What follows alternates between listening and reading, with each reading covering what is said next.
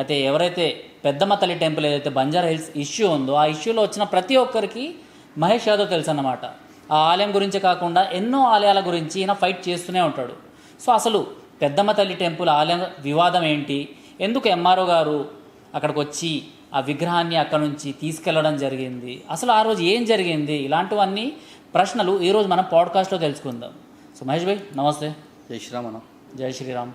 బాగున్నారా అన్న? బాగుంది సో టెంపుల్ ఫైట్ దగ్గర చాలా యాక్టివ్గా మిమ్మల్ని చూసిన నేను. అన్న. సో అసలు ఏం జరిగింది? ఇప్పుడు చాలామందికి టెంపుల్ ఒక ఇష్యూ సాల్వ్ అయింది అనేసి తెలుస్తుంది. కాకపోతే మొన్న మీరు ఒక వీడియో వైరల్ అయింది అనుకుంటా, అందులో టెంపుల్ ఇష్యూ ఇంకా సాల్వ్ అవ్వలేదు, ఎప్పుడు పిలిచినా మీరు రావాలి అనేసి హిందూ బంధువులందరికీ మీరు ఒక మెసేజ్ని, ఒక వీడియోని పంపించడం జరిగింది. నిజంగా అసలు ఏం జరిగింది ఆ రోజున? అంటే బోనం పెట్టిన తెల్లారనుకుంటా కదా ఆలయాన్ని కూల్చేసింది. లేదు, అది బోనాల పండుగ మనం ఏదైతే చేసినాం అన్న ఆషాఢ మాసంలో ట్యూస్డే రోజు బోనాలు ఎక్కిస్తారనమాట అక్కడ. వెనస్డే రోజు ఇదంతా అయిపోయింది అనమాట. అది